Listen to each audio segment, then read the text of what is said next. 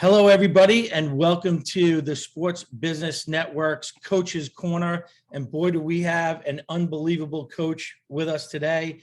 We're welcoming to the show Anson Dorrance, who is the women's head coach at the University of North Carolina. And as you can see behind him, some of the many trophies that he has won. He's won 21 national championships at UNC.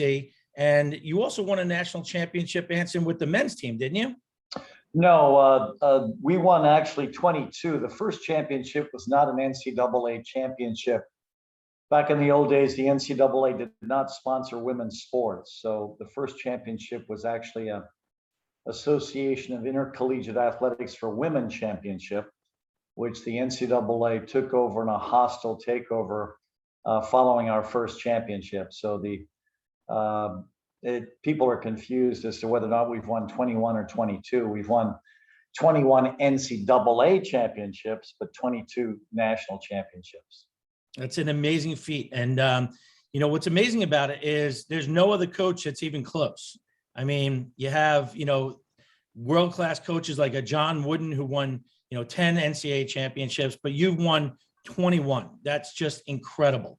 But one of the things we want to do with this, because our audience is current athletes, former athletes, and we're talking about life skills and things that they have learned from sports. Now, you are a graduate of the University of North Carolina as well, aren't you? That's correct. Now, when you were coming out of college, what were you thinking about from career choices, or did you know you wanted to be a coach all along? No, I had no idea that coaching was where I was going to end up.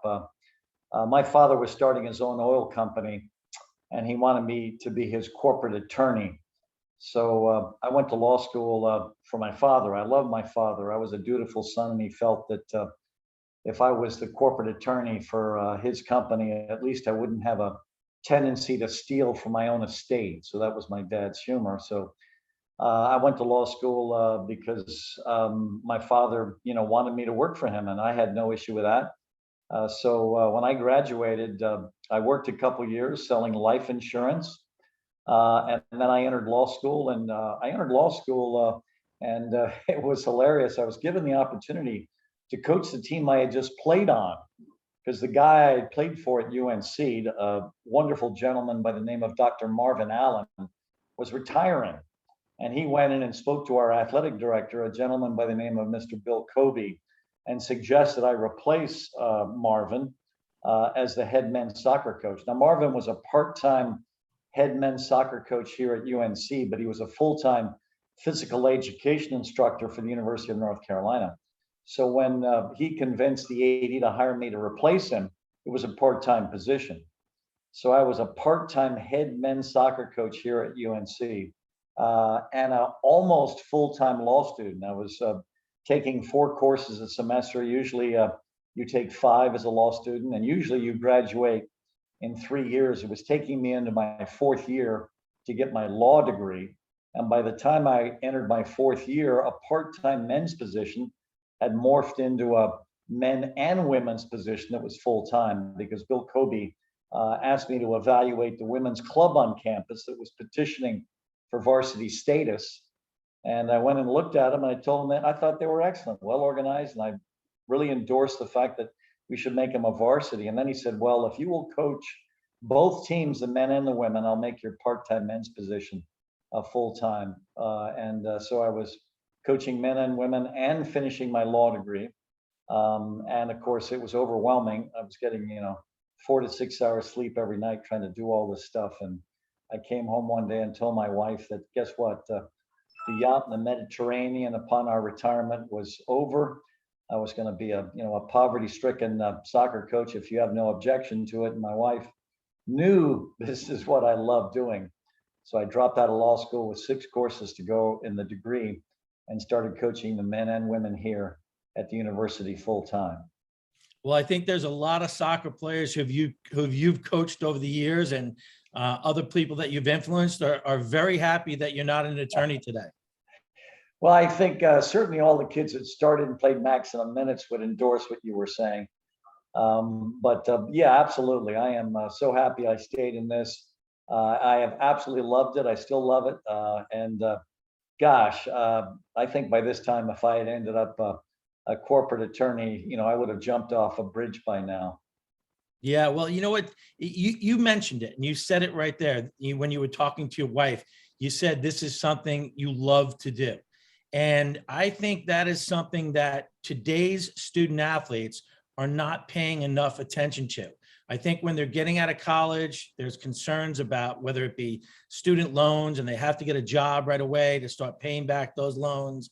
And they're getting into jobs that they either don't love or they're just really not passionate about. And Tony Robbins, I was listening to a podcast with him recently, and he was saying that 52% of all recent four-year graduates are in jobs that they actually hate. Not that they don't like, that they hate.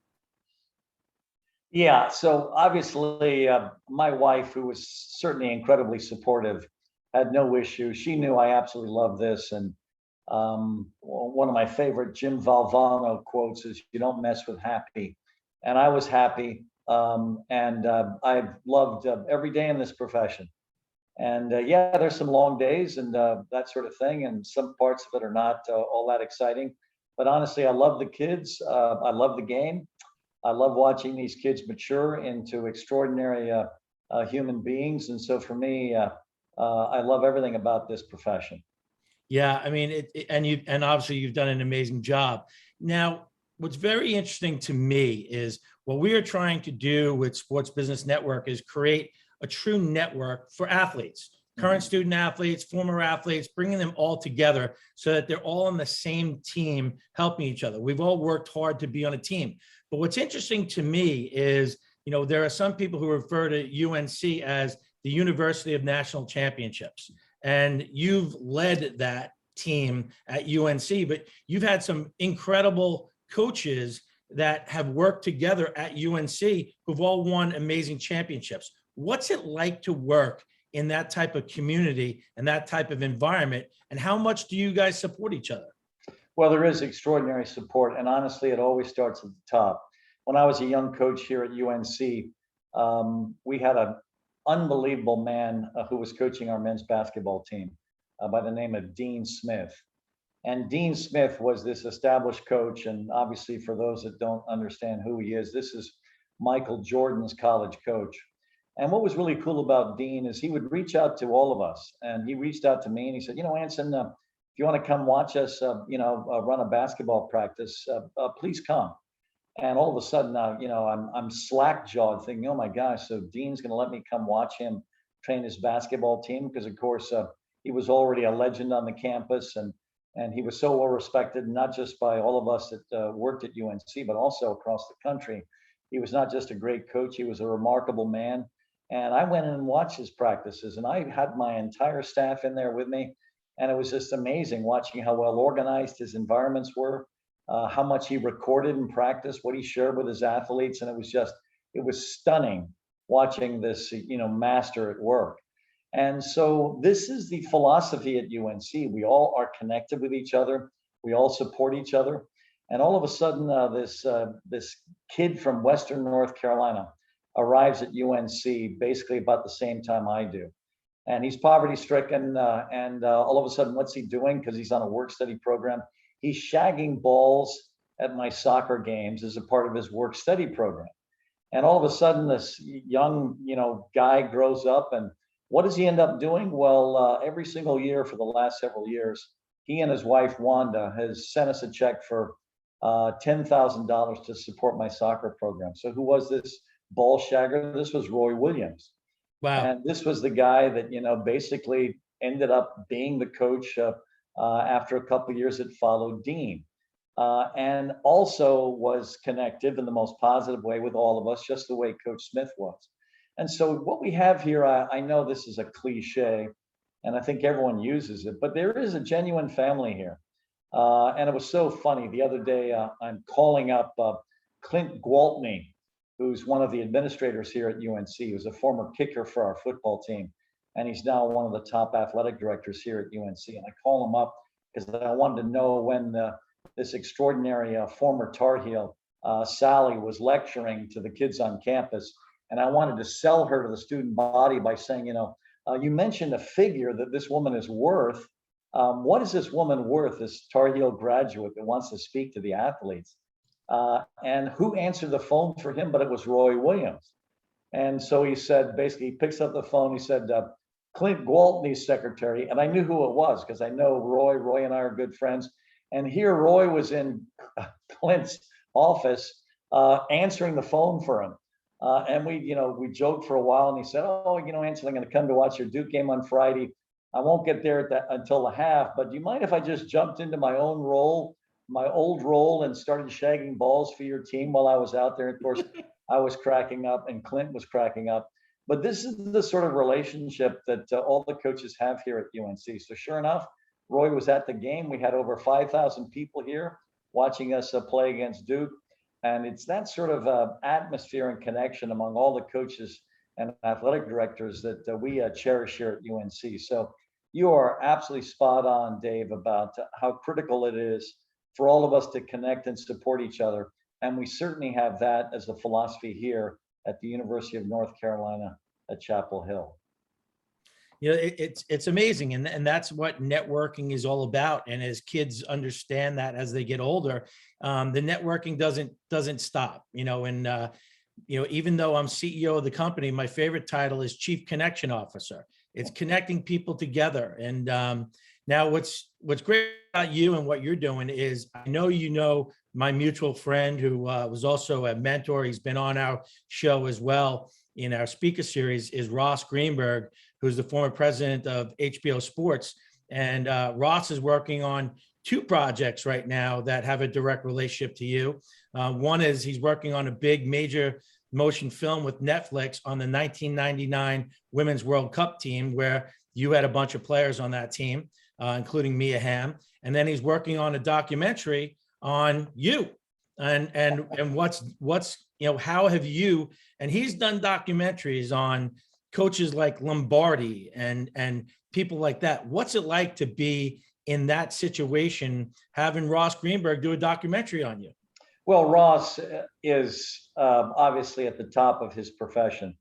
And so when we got the notice from him that he was interested in doing something about us, I mean, we were absolutely overjoyed, because obviously to gain an edge in collegiate athletics, it comes down to recruiting. There's nothing complicated about being successful at a collegiate level. It's all about your ability to find great players and bring them in. And this documentary, in our opinion, will help us recruit in the most positive way. And the other thing I really like about Ross is, out of the blue, periodically, he just calls me up to get me excited about the documentary. And he's just so friendly and outgoing and so positive. And he just has a great way of pumping us all up about what's going to happen with this. And of course, he's doing this, through the pandemic. So this started, when no one was able to travel easily or connect easily. And it was during a period when obviously there were so many different issues going on.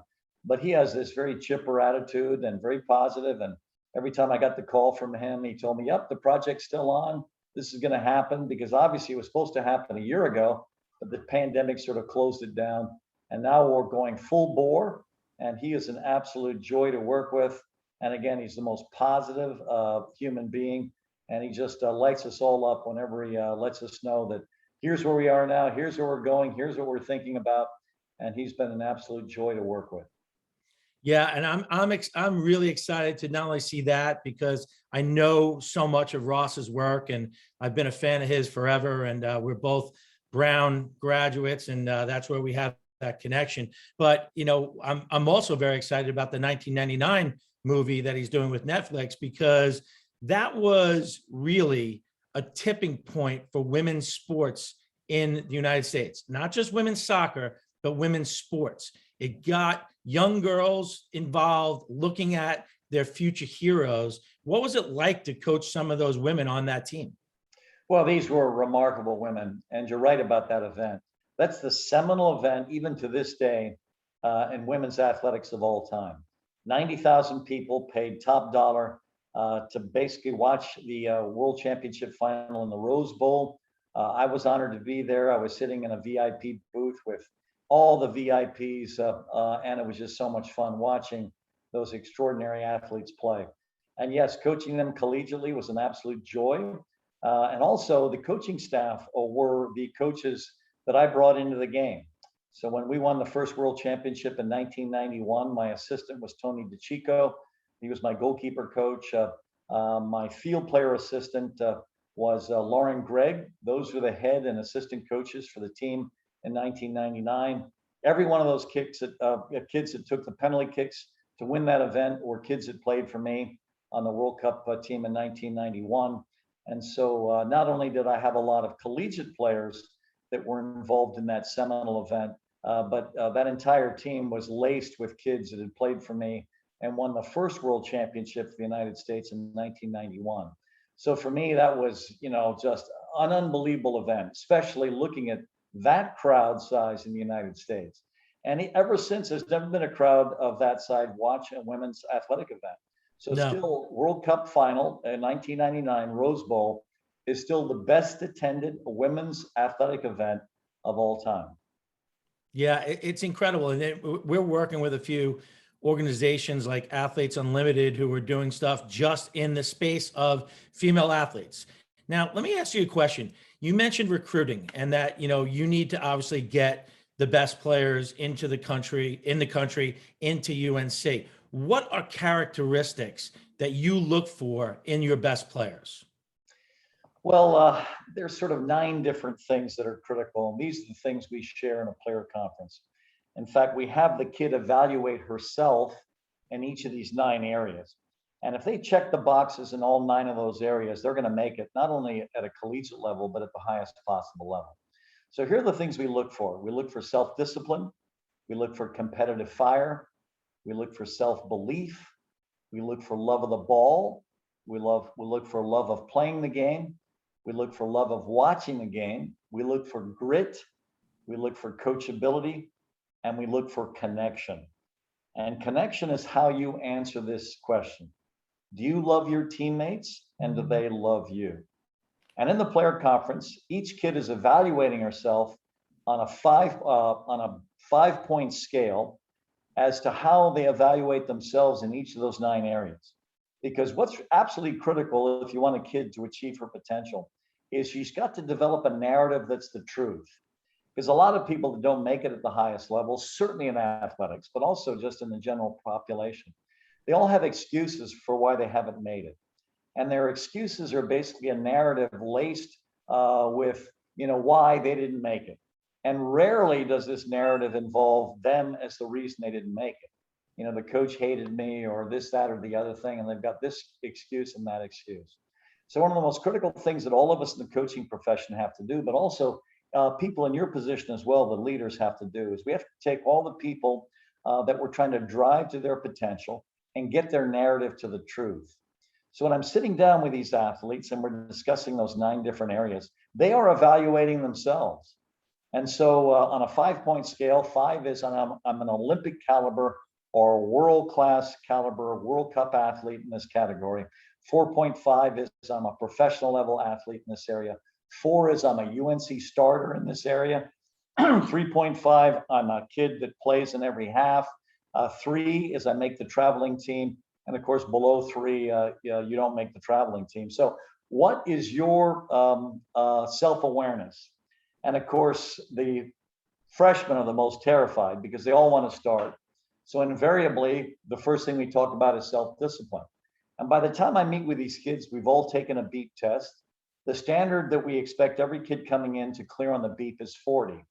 If you have a score of 40 or above, that's a good beep test, and that's the expectation.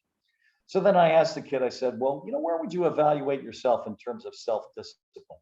And now, of course, they're all dying to start, so they're thinking, well, I guess I've got to say at least a 4, because if I don't say a 4, I'm not going to be able to start. So then they say 4.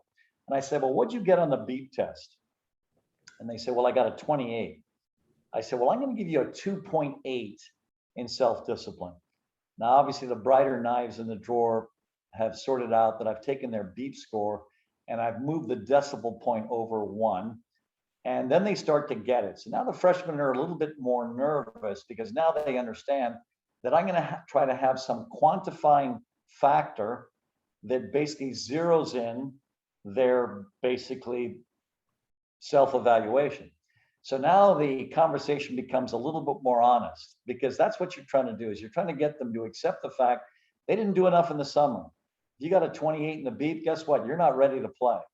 And you're not going to be even fit by December when you come in August, because that's how long it takes for you to get cardiovascularly fit in a sport like ours.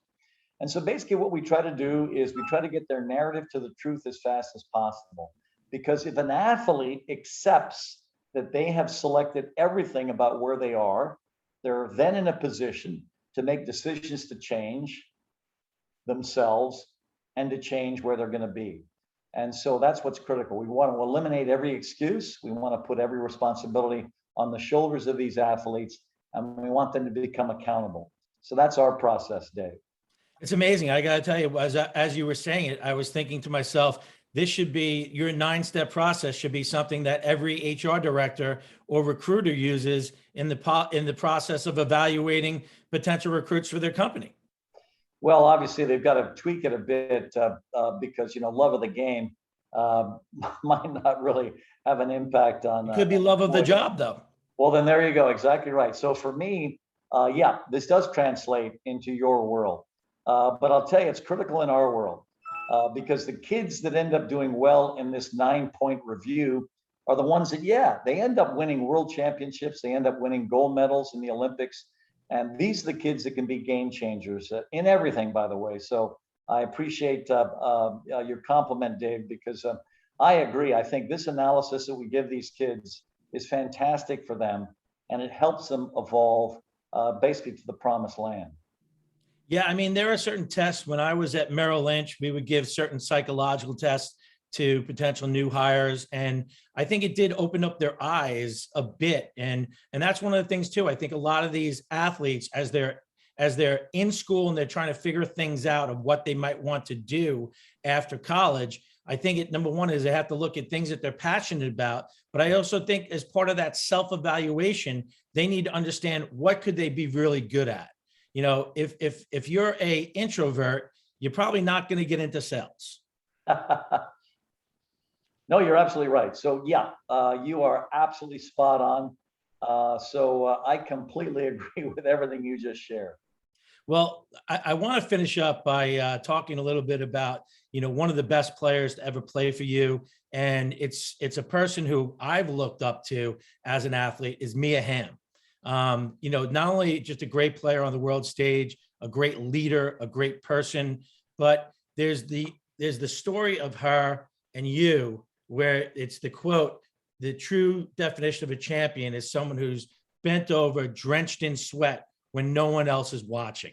Where did that come from? I live about 10 to 12 minutes from here. And there are all sorts of routes I can take into work. The fastest route, if I hit the lights right, I can get here in 10, 11 minutes, is to zip out to Sewell Elementary School Road, make a left on Estes Drive Extension, make a right on Martin Luther King, make a left on the first light I hit, and then I jog through a couple side streets. I'm at work.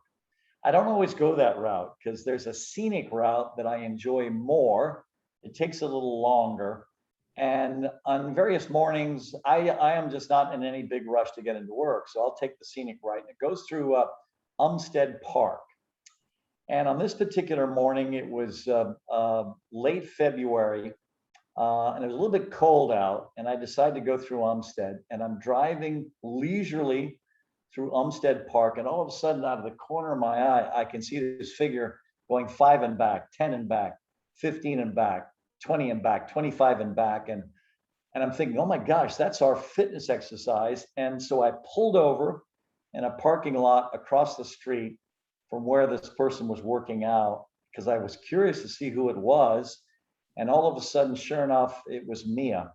And between these sprints, you could see her literally hunched over and hot air was shooting from her lungs because this is exhausting.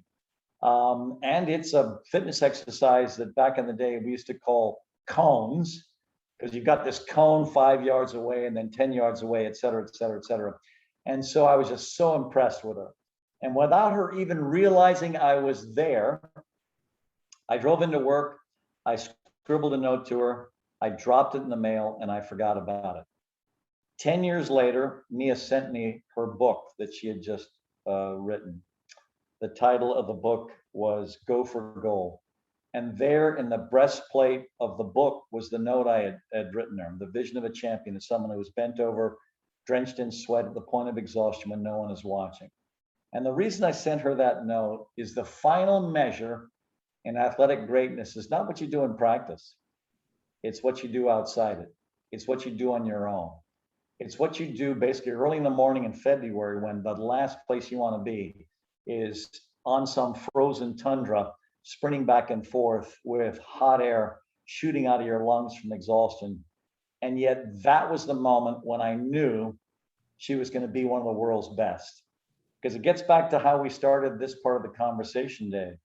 There are 9 qualities. They're all critical. And what was the one she was showing to me right then? She was showing self-discipline. She was showing that on her own, I mean, no one asked her to be out there. It wasn't a practice day. She was out there. Why? Because she wanted to be the best. And it's the stuff you do on your own that makes all the difference in the world. And obviously not just in the people that I coach, but also the people that you supervise and motivate, but also everyone that's out there. It's what you do on your own. It's not what you do once you come into work. What do you read? What podcasts do you listen to? You know, who are your mentors? Who are your spiritual advisors? You know, what principles do you live by? All these different elements. These are the things that actually shape you, not the stuff you do once you get in at 9 a.m. and leave by 5 p.m. It's all the stuff you do outside of that block. It's a measure of who the hell you are and who you want to be. It's amazing. You know what? This has been phenomenal for me. It's great for all our listeners who will be tuning into this to get an insight into what it takes. But I just think it's like those 9 things that you've created and the systems that you've created, it's just keeps leading to phenomenal performances. You know, I was looking online at, you know, your 1-loss record. No one has a 1-loss record that's even close to you. And it's because of all the things that you're putting into it. It's almost as if UNC women's soccer was a Fortune 500 company, you'd be at the top of how you're doing it. It's the philosophy involved. It's the chemistry that you're creating amongst your players. And it's also your in essence, your corporate environment. It's the environment that you've created for these players that makes them want to achieve and even get better. So kudos to you for that. Well, Dave, thank you. In fact, if anyone's curious about the 2 critical pillars in what we do, let me allow them to do their own research on it, because all you have to do is, as soon as we're done, you can open up your Google and type in UNC Women's Soccer Core Values. Our kids memorize these core values, and then they're evaluated against them twice a year by their teammates. And so they have an understanding of what our principles are, because we want to have principle-centered women in our program. And so the top award you win at our athletic banquet is not the MVP. It's the Kelly Muldoon Award for Character. And it's basically the highest average of the 13 core values that your peers have evaluated you on. And if you just type in UNC Women's Soccer Core Values, you're going to see the 13 that we have. You'll see the quotes we've picked that we want our kids to memorize, and then their challenge is to live by them. And so the first thing that we consider critical for us is character development. So the top, I guess, driver in our program is human development, character development. The second most important thing, because after all, I do work for a world famous university, is academic achievement. And then the final piece is soccer achievement. So the core values are critical. And this is all about principle-centered living. Because what we try to teach our kids is, I want you to have extraordinary character by the time you graduate. And obviously, a lot of kids that we recruit have wonderful character coming in. But we want them to even deepen it and make it better. Because here's what we tell them. Based on your quality character, you're going to attract people of character to you. And that is going to determine the richness and quality of your life. The more people of character you can attract around you, the better quality of your life you're going to live. And the way to attract those kinds of people is to have extraordinary character yourself. So look at those core values. The other principle is in the soccer environment, we believe in competing. And the most critical thing I learned from Dean Smith at those practices that he invited me into was the competitive cauldron. These kids are evaluated in 28 different qualities through the course of the entire fall in practice. They are evaluated, they're ranked in each of the 28 categories. Those 28 rankings appear on a bulletin board in our practice complex. At the end of the year, they have basically a matrix of where they stood in practice performance. And the top 2 or 3 or 4 kids every year end up winning gold medals and world championships, because the most critical measure in your athletic evolution is how you can effectively compete. So the ring that rules them all for the 9 that we talked about earlier, if you want to become an extraordinary athlete, is actually competitive fire. So self-discipline, competitive fire, self-belief, love of the ball, love of watching the game, love of playing the game, connection, coachability, grit. All these things add up. For an athlete, though, the Michael Jordan, it's about competing. And so we talk to our kids about those 2 critical pillars, their character development through the core values, but also their evolution in their sport through the competitive cauldron. So Dave, those are the 2 most critical pillars that I think help us separate our program.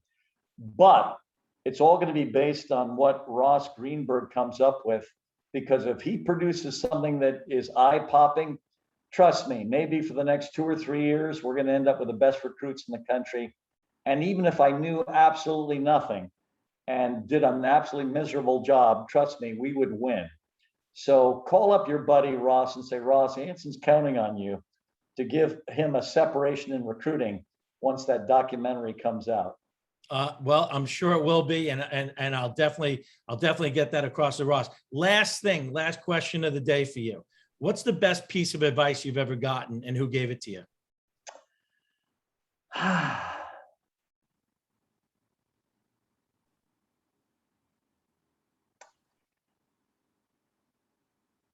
I was in the life insurance business, and talk about a grind. Ask anyone that's in the life insurance business. It is not an easy business. You spend most of your day being rejected, doors slammed in your faces. You know, your friends now disown you because they're so afraid that you're going to try to get a list of friends from them to basically call up and sell insurance to. And all of a sudden I'm in this environment and the days weren't easy. And my dad sends me 2 wonderful, I guess, motivational pieces.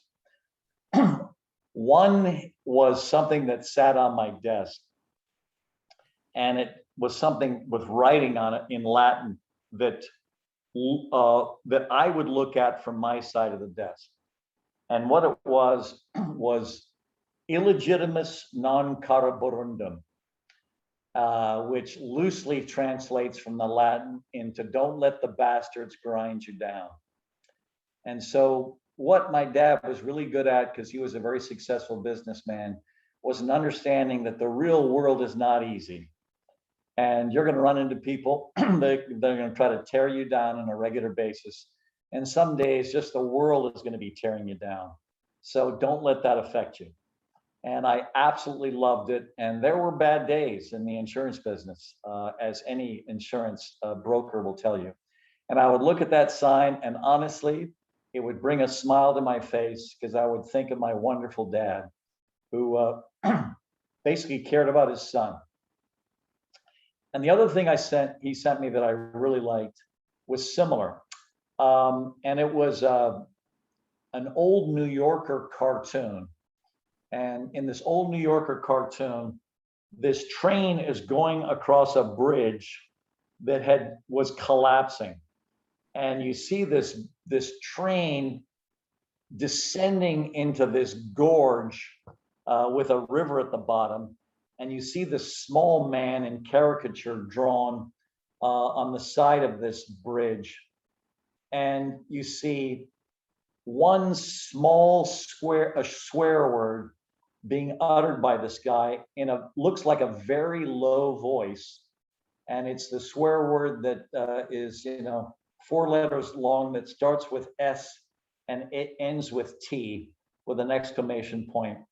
And you know what? Some days were like that as well, where, your whole life is descending into an abyss. And these are the pieces that he gave me that I think helped me build my resilience. Because whenever I looked at either one of them, is I thought of my dad, and he was one hellaciously tough and resilient man. And that really helped me. And to be in a coaching profession, as anyone will tell you, certainly sales, and I would say in so many professions that are competitive, there are not going to be easy days, and there are going to be some really bad days. And so it's your ability to sort of get up in the morning and attack the next day that's going to determine who you are, but also who you're going to be. And so those two things that my dad sent me when I was in an incredibly challenging business as a young man, that I felt helped construct a human being that could deal with anything. Well, that's just great stuff, and I love it. And everything you said, it's. I hope this. I would love to take this video and send it out to every HR director and said, this is the reason why you need to hire athletes. This is the reason. This is what you get in a nutshell when you're hiring an athlete. You're getting. Well, you know what you should also do, Dave? Let me share this with you, because there's a researcher here on my campus that's done some research on what ends up happening to the population of athletes that leaves UNC. And obviously, as you know, in athletics, you have these golden tickets, which are these admissions recommendations that get you into a school that you wouldn't normally be admitted to in order for the athletic teams to compete at a national level. And the woman's name is Ariane Waite. And you might do some research on her, because the research she produced was, when you look at the average SAT score of an athlete and the average GPA of these kids coming out of high school, they're not as high as the typical population at UNC. When I look at the sort of kids that have to get in on their own at UNC, these are the best of the best.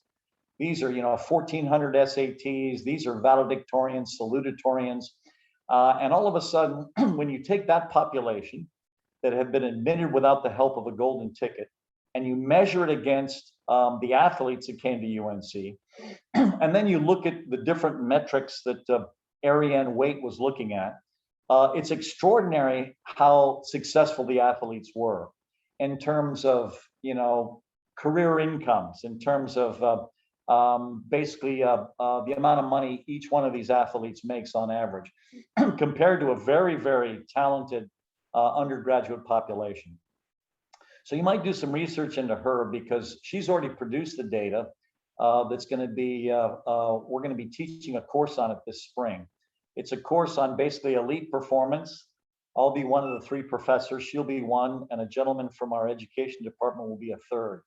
And what we're going to try to teach is, we're going to try to teach all the different lessons that what I'm going to lecture about that we get from athletics, that I think can serve all of us, sort of like what you appreciated about the 9 things I shared with you that you think the HR people should consider when they're hiring athletes. But what she has is aggressive data on the value of the athletic experience. And one of the pieces is resilience.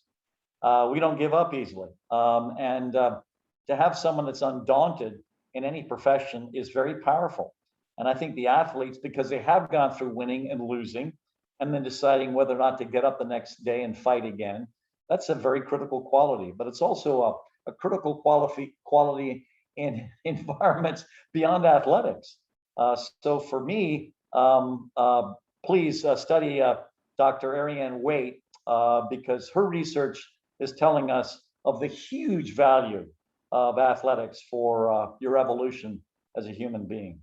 Yeah, I've pulled some great studies already, but I would love to get even more, because those are the things that we just share with HR directors, because we want as many HR directors and companies posting their jobs on our site so that these kids have access to all these jobs, because it's what we're telling them. This is why you want to hire an athlete. You're going to get someone that's giving you all these qualities that they've learned for 4 or 5 years and have shown both on the field, in the classroom, and in their public life. So, Anson, this has been awesome. I hope it's a little different than your typical interviews, and we truly appreciate your time. Well, I really enjoyed it, Dave. So thank you very much. In fact, send me anything you've got that's promoting the ideas you're doing, because I'll use it in my lectures. Yeah, we absolutely will. I'll definitely follow up with you. But once again, everyone, thanks to Anson Dorrance for coming on to our Coach's Corner. My name is Dave Katowski. I'm the founder and CEO of Sports Business Networks. Have a great day, everyone, and we'll talk to you soon.